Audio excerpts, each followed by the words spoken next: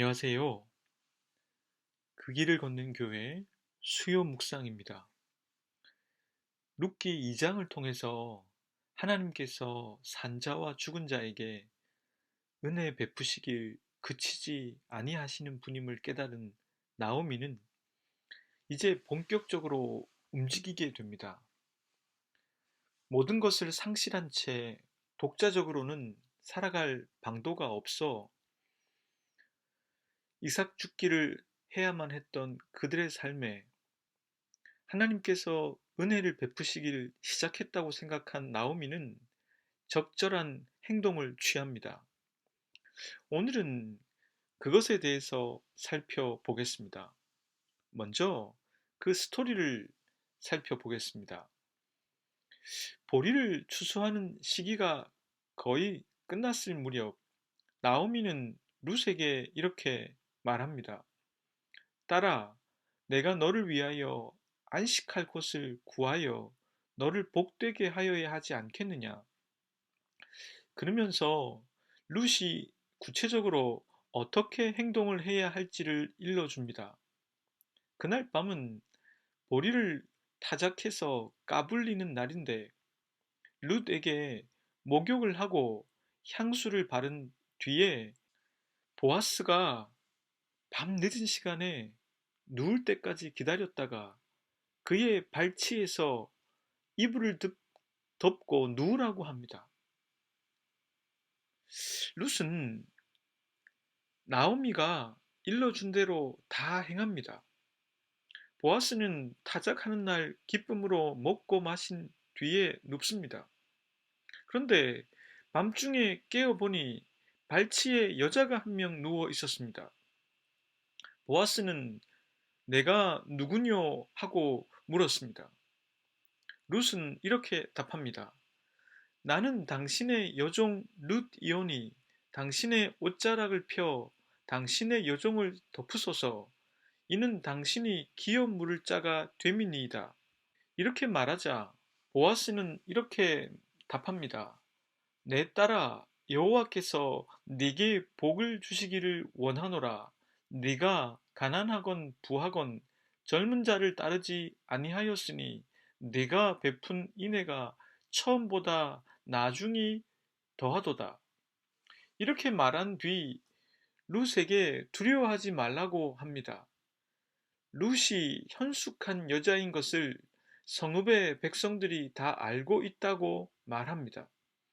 그러면서 자신보다 더 가까운 친척이 있으니 그에게 먼저 물어보고 그가 의무를 이행하길 기뻐하지 아니하면 여호와께 맹세코 자신이 그 의무를 이행하겠다고 답합니다. 그러면서 룻이 새벽까지 이곳에 누워 있다가 보는 이가 없을 때 돌아가라고 합니다. 그러면서 룻의 겉옷에 보리를 6번 되어 주었습니다. 룻은 집으로 돌아가 나오미에게 있었던 일을 다 알립니다. 그러자 나오미는 이렇게 말합니다. 내 딸아, 이 사건이 어떻게 될지 알기까지 앉아 있으라. 그 사람이 오늘 이 일을 성취하기 전에는 쉬지 아니하리라 하니라. 저는 이 말씀을 각 등장인물에 따라서 생각해 보는 것이 좋겠다고 판단했습니다. 그래서 나오미, 룻, 그리고 보아스의 순으로 생각을 해 보겠습니다. 처음은 나오미입니다. 본문의 이야기에서 행동을 실제로 하고 있는 것은 룻입니다. 그러나 그 행동을 하도록 계획을 세우고 액션 플랜을 준비한 것은 나오미였습니다. 나중에 나오겠지만 실제로는 나오미의 대본대로 되지 않은 부분이 있긴 했지만 룻의 이 결혼 작전은 나오미에 의해서 시작되고 실행되고 있다는 것을 우리가 알 수 있었습니다. 그럴 수밖에 없었던 이유가 있습니다. 룻은 고엘의 법을 잘 몰랐을 것입니다. 그리고 계대 결혼 제도를 잘 이해하지는 못했을 것입니다. 또한 보리를 까불리는 밤의 전통을 몰랐을 것이고, 남성의 발치에 누워 옷자락을 펴 당신의 여종을 덮으소서라는 말이 무슨 뜻인지 몰랐을 것입니다. 그것은 이스라엘 베들레헴 땅에 산지 얼마 되지 않은 모압 여인인 룻으로서는 도무지 알 수 없는 것들이었습니다. 그렇다면 나오미가 룻이 보아스와 결혼할 수 있도록 이런 과감한 행동을 제안하는 것은 무엇 때문이었을까요? 저는 그것을 두 가지로 정리해 볼 수 있다고 생각합니다. 첫째는 나오미가 하나님의 헤세드에 대한 믿음을 갖고 있기 때문입니다. 나오미는 가여운 처지가 되어 버렸습니다. 그리고 아무것도 없이 마라가 되어 베들레헴 땅으로 돌아왔습니다. 그러나 나오미는 룻이 보아스의 밭에서 이삭을 줍게 되는 것에 대해서 생각했습니다. 보통 이스라엘 땅에서 보리를 추수하는 시기는 4월에서 5월까지인 것을 감안하면 약 2달 동안 보아스의 밭에서만 룻은 이삭을 줍게 되었습니다. 나오미는 이러한 상황 속에서 하나님께서 산자와 죽은 자에게 당신의 헤세드를 베푸신다는 것을 생각했을 것입니다. 하나님께서 배고픈 자신들에게 배고픔을 면할 수 있게 하시고, 애통하는 자신들에게 웃음을 주는 분이심을 확인하게 된 것입니다. 즉, 당신의 백성과 맺은 언약을 신실하게 이행하시는 분이 바로 하나님이시라는 것을 확인하게 된 것입니다. 이제 나오미는 하나님께서 보아스를 만나게 하신 일이 계대 결혼의 제도를 통해서 룻과 보아스의 결혼으로 이어질지도 모른다는 생각에 이르게 된 것입니다. 그래서 나오미는 과감한 행동을 룻으로 하여금 하도록 해야 하겠다고 결심을 한 것입니다. 믿음은 적절한 행동을 하도록 우리를 이끕니다. 12해를 혈루증으로 고생하던 여자가 예수님의 옷가에 손만 대어도 나을 수 있겠다는 믿음을 가지고 있었습니다.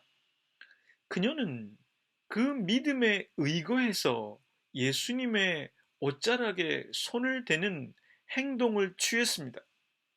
결국 예수님은 그녀에게 내 믿음이 너를 구원하였다, 평안히 돌아가라 하셨습니다. 고관절 수술을 마치고 재활 중이신 장모님을 모시고 수술을 집도한 주치의 선생님을 다시 만났습니다. 그분은 고관절 수술을 한 환자들은 재활이 매우 중요하다 하시며 실내 자전거와 고무줄 운동을 열심히 하라고 하셨습니다. 돌아가는 길에 장모님께 저는 이렇게 말씀을 드렸습니다. 어머님, 재활을 열심히 하셔야 앞으로 잘 걸을 수 있다 하시니 열심히 재활을 하셔야 되겠습니다. 기도만 한다고 되는 게 아닙니다. 어머님이 열심히 자전거를 타시고 고무줄 운동을 하셔야 그 기도가 응답될 수 있습니다. 이것은 마치 목사가 좋은 설교를 하게 해달라고 기도하곤 열심히 책도 읽어야 하는 것과 같은 것입니다. 때론 믿음은 그냥 관념적인 개념이 될 수 있습니다. 그러나 그 믿음을 실제로 바꾸는 것은 우리들의 적절하고 과감한 결심과 행동이 있을 때입니다. 그것이 하나님께로부터 온 것인지, 하나님께서 그렇게 이끄시는 것인지 장담할 수 없을 때 행동을 취해 봄을 통해서 확인할 수가 있습니다. 나오미의 행동은 바로 믿음에 의거한 행동이었습니다. 둘째는 본문 3장 1절 말씀을 통해서 우리가 확인할 수 있는 것입니다. 룻의 시어머니 나오미가 그에게 이르되 내 딸아 너를 위하여 안식할 곳을 구하여 너를 복되게 하여야 하지 않겠느냐. 나오미가 룻에게 과감한 행동을 취할 것을 제안한 까닭은 룻의 평안을 바랐기 때문입니다. 이미 1장에서도 우리들은 나오미가 어떤 사람인지 확인할 수 있었습니다. 그녀는 두 며느리가 평안하길 바라며 친정으로 돌아가 재혼하기를 제안했었습니다. 1장 9절에서 사용된 평안이라는 단어와 3장 1절에서 사용된 평안이라는 단어는 동일한 어근을 취하고 있습니다. 이것은 저자의 의도일 것입니다. 고향으로 돌아와 이삭을 주어 생계를 유지하는 것은 룻의 역할이었다는 것을 우리는 확인할 수 있었습니다. 이것을 통해서 나오미가 젊은 며느리들 없이 혼자 베들레헴 땅에서 지내는 것이 훨씬 더 힘들었을 것이라는 점은 짐작할 수 있습니다. 그럼에도 나오미는 진심으로 자신의 평안보다 두 며느리의 행복과 평안을 바랐습니다. 그리고 동일한 마음으로 지금 룻의 평안을 바라고 있습니다. 이제 주어진 생이 얼마 남지 않았을 나오미는 자신의 안위와 행복보다 룻의 평안과 행복을 더욱 중요하게 생각하고 있는 것입니다. 이게 인간으로서 고양된 단계입니다. 젊어서는 쉽게 이르기 힘든 단계입니다. 다 자신의 이익과 유불리가 행동의 원인이 되기 십상인데 나오미는 성숙한 인간의 격을 보여주고 있습니다. 성경은 그렇게 룻의 평안과 행복을 바랐던 나오미에게도 은혜가 돌아오게 된다는 것을 4장에서 말해주고 있습니다. 이 점을 통해서 우리들은 나오미의 결심과 행동이 더욱더 믿음에 근거한 것이었다는 것을 확인할 수 있습니다. 믿음에 의거한 결심과 행동은 나의 행복과 평안을 먼저 생각하는 것이 아닐지 모릅니다. 다음으로 룻입니다. 나오미는 믿음에 의거해서 결심했고 룻에게 말하는 행동을 취했습니다. 이제 룻이 실제로 그 시어머니가 말한 대로 행동을 하느냐의 문제는 그녀 자신에게 달려 있었습니다. 그렇다면 이런 질문을 먼저 한번 해볼 수 있습니다. 나오미는 왜 직접 보아스를 찾아가지 않았던 것일까요? 믿음에 의거해서 결심하고 룻에게 과감한 행동을 제안할 정도의 나옴이라면 직접 그 실제적인 행동을 할 수도 있지 않았을까요? 신학자들의 생각과 저의 생각을 합쳐 정리해 보면 다음 두 가지의 이유 때문에 나오미가 직접 보아스를 만나지 못했던 것 같습니다. 첫째, 보아스는 그렇게 가까운 친척은 아니었을 가능성이 있습니다. 실제로 보아스의 말에 따르면 보아스보다 더 가까운 친척이 있었습니다. 그렇기 때문에 보아스가 기업을 물을 의무를 이행하지 않겠다고 말해버리면 보아스와 룻의 결혼은 일순간에 물 건너가 버립니다. 주도권이 보아스에게 있는 경우라고 판단했기 때문에 나오미는 최대한 보아스가 그런 마음을 가질 수 있도록 하는 것이 낫겠다고 판단했을 것입니다. 둘째는 보아스의 나이가 룻보다는 훨씬 많았던 것으로 보여집니다. 그렇다면 설령 지난 2달 동안 룻에게 보아스가 마음을 갖고 있었다고 하더라도 자기 입으로 먼저 계대 결혼을 꺼낼 수는 없었을 것입니다. 만약에 나오미가 가서 그 이야기를 꺼내면 그것은 룻의 의사를 확인할 수 없는 것이 됩니다. 또한 나오미가 자신을 위해서 그와 같은 말을 하는 것이 아닐까 하는 오해를 불러일으킬 수도 있습니다. 이 이유를 말씀드리는 것은 룻이 직접 보아스에게 가는 것이 용기가 필요로 했기 때문입니다. 룻은 대낮에 사람들이 보는데 갈 수 없었습니다. 그는 보리를 까불리는 밤에 갈 수밖에 없었습니다. 보리를 까불린다는 것은 바람을 이용해 알곡과 죽정이를 분리하는 작업을 말합니다. 그리고 이 작업이 진행되는 동안 일꾼들과 주인은 그곳에서 함께 잠을 자며 곡식들을 지켰습니다. 제가 어릴 때 저희 집에서 벼를 타작해서 볕에 말리는 작업을 하곤 했습니다. 그리고 그 벼를 지키기 위해서 삼촌들과 아버지가 텐트를 치고 그 곁에서 잠을 잤던 것을 보았습니다. 생각해보면 타작하는 날은 잔치집과 같습니다. 1년 고생해서 곡식을 얻은 날이기 때문입니다. 보아스는 그날 맛있는 음식을 먹고 건하게 취했을 것입니다.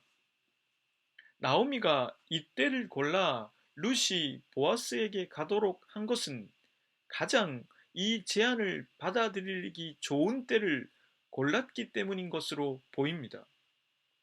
같은 말이고 같은 뜻인데 언제 하느냐에 따라서 받아들이는 사람의 반응이 다르다는 것을 느낄 때가 많습니다. 룻이 이때 보아스에게 말한 것은 그만큼 보아스가 거절할 가능성이 낮기 때문일 것입니다. 기업을 무르게 되면 룻과 나오미를 책임져야 하며 그것은 경제적인 책임을 져야 한다는 뜻이기 때문에 보아스가 거절할 가능성은 언제나 있습니다.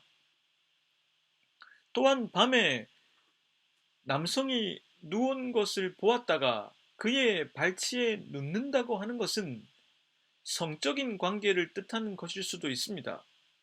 본문에서 사용된 눕다라고 하는 그 단어는 잠을 자기 위해 눕는 것을 뜻할 수도 있지만 함께 잠자다, 성적인 관계를 갖다라는 의미로 쓰이기도 합니다.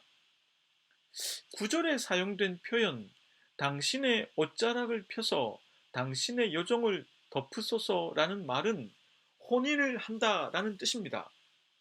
그러니 룻은 그날 밤 보아스와 성적인 관계를 맺을 수도 있는 상황에 처하게 된 것입니다.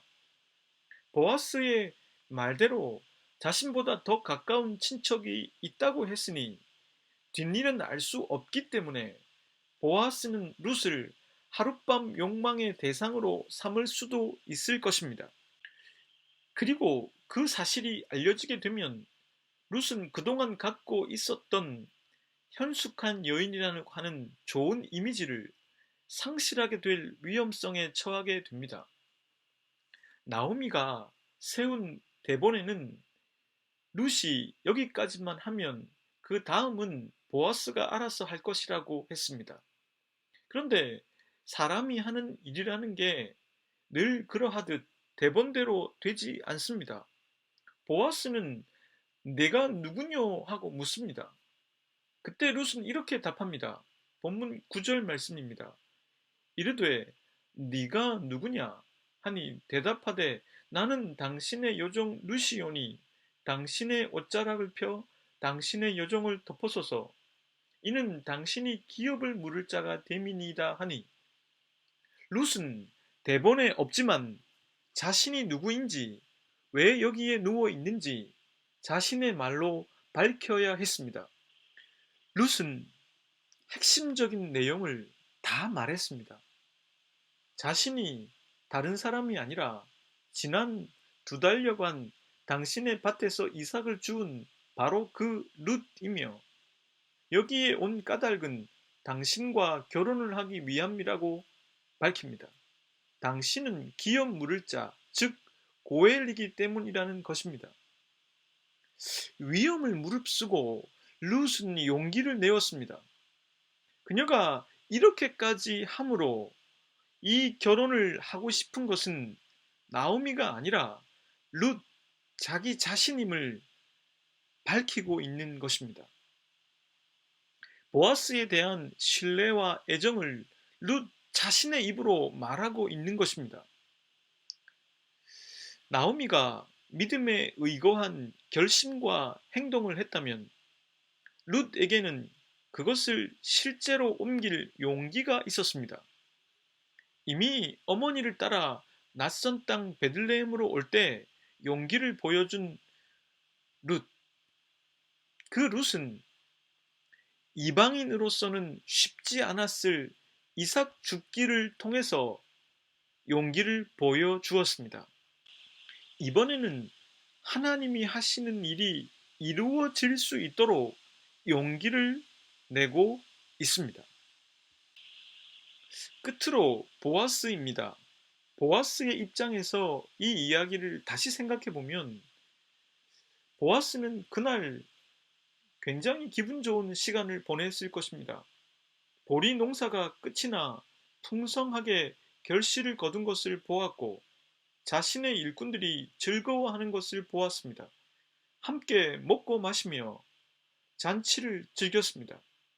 그리고 보리를 까불리는 일이 끝나 늦은 시간 보리를 지키기 위해 근처 타작 마당에서 잠을 청했습니다. 그런데 보아스는 잠에서 깼습니다. 아마도 마당이기 때문에 실내가 아니었으므로 한기를 느꼈을 가능성이 높을 것입니다. 그런데 발치에 웬 여자가 누워 있습니다. 그때 보아스가 내가 누구냐 하고 묻습니다. 아마 이 질문은 그 여성이 누구인지에 대한 궁금증이기도 하겠지만 놀람의 표현이었을지도 모릅니다. 놀라서 그 말이 튀어나와 버린 것이겠지요. 룻의 대답을 들은 보아스는 잠에서 완전히 깨 이성적인 대답과 반응을 보입니다. 보아스가 그날 밤 늦게 한 일은 다음 세 가지로 정리할 수 있습니다. 첫째는 룻을 지켜주는 것이었습니다. 우선 보아스는 룻이 늦은 밤 집으로 돌아가지 않도록 했습니다. 밤늦게 여자 혼자 집으로 돌아가는 것은 위험하다 판단했기 때문일 것입니다. 또한 어떤 신학자의 말처럼 보아스는 그날 밤이 마지막이 될지 모른다고 생각했기 때문에 룻과 좀 더 시간을 보내고 싶었을 수도 있습니다. 다음으로 보아스는 룻이 다른 사람들이 깨어 활동하기 이전에 집으로 돌아가도록 했습니다. 그것은 룻이 다른 사람들의 눈에 띄지 않는 것이 좋겠다고 판단했기 때문일 것입니다. 보아스의 곁에서 잠을 자고 간 것이 소문나면 자신보다 더 가까운 친척이 기업을 물을 기회를 빼앗고 마는 게 됩니다.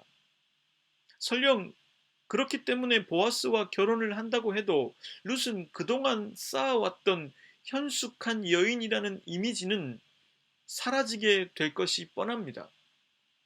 보아스는 자신과 결혼을 할지 아직 확정할 수 없는 룻을 그렇게 지켜주었습니다. 아마 보아스는 그날 밤에 룻이 자신의 발치에서 자고 간 것 때문에 룻이 자신과 결혼하는 것을 원하지 않았을 것입니다. 이 일을 알고 있는 건 나오미 뿐임을 보아스도 알았을 것입니다. 둘째는 보아스는 당시의 계대 결혼의 법을 잘 지켰습니다. 그는 성급하게 자신과 결혼할 마음을 밝힌 룻과 결혼하려고 하지 않았습니다. 분명 보아스의 마음도 룻에게 있는 것 같은데 그는 더 가까운 친척이 있다는 것을 밝힙니다. 그리고 먼저 그에게 기업을 물을 것인지를 물어보아야만 한다고 답합니다. 그가 그 계대 결혼을 거절하면 반드시 자신이 결혼할 것이라고 답합니다.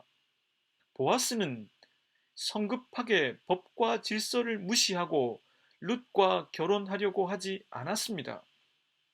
주어진 법과 질서를 지키는 가운데 정당성이 있는 결혼을 하려고 했던 것입니다. 셋째, 보아스는 룻이 빈손으로 돌아가도록 하지 않았습니다. 집에 있는 나오미를 생각하며 키질이 된 보리를 줍니다. 본문 17절 말씀은 이것을 이렇게 적고 있습니다. 이르되 그가 내게 이 보리를 6번 되어 주며 이르기를 빈손으로 네 시어머니에게 가지 말라 하더이다 하니라. 여기서 사용된 빈손으로라고 하는 이 단어는 1장에서 나오미가 모압에서 비어 돌아오게 하셨다는 표현에서 사용된 비어라고 하는 단어와 동일어입니다. 빈손 그리고 비어가 동일어인 것은 분명 저자의 의도성이 있을 것입니다. 비록 모압에서는 빈손으로 돌아오게 되었지만 하나님께서는 보아스를 통해서 더 이상 빈손이 아니게 하셨다는 의미를 전달하고 싶었을 것입니다. 그리고 보아스는 그렇게 자신의 마음을 전했습니다. 비언어적인 커뮤니케이션이 보아스와 나오미 사이에 이루어지고 있습니다. 그랬기에 나오미는 기다려보자고 말하며 보아스가 이 일을 성취하기 전에는 결코 쉬지 않을 것이라고 말했던 것입니다. 자다가 깬 보아스의 반응은 매우 진지하고 사려 깊었습니다. 보아스가 어떤 사람인지 우리들에게 비추어 주고 있습니다. 그리고 이렇게 아름다운 성경의 한 장면은 우리에게 여러 가지 생각을 불러일으키고 있습니다. 믿음에 의거한 나오미의 결심과 행동, 그리고 어쩌면 많은 것을 잃을지도 모르는 가운데 용기를 낸 룻, 또한 진지하고 사려 깊게 이 일을 처리해 나가는 보아스. 이 말씀을 듣는 당신에게도 이런 모습들이 드러날 수 있기를 응원해 봅니다. 함께 기도하겠습니다. 사랑하는 하나님, 당신을 믿기 때문에 그 믿음에 의거해서 결심하고 행동해야 할 때 움직일 수 있도록 도와주시고, 룻처럼 용기를 내야 할 때 두려움보다 더 큰 용기를 주십시오. 그리고 저희들이 살아가는 날 동안에 곁에 보아스와 같은 사람들을 만날 수 있기를 원합니다. 그리고 저희들이 보아스와 같은 사람이 될 수 있길 기도합니다.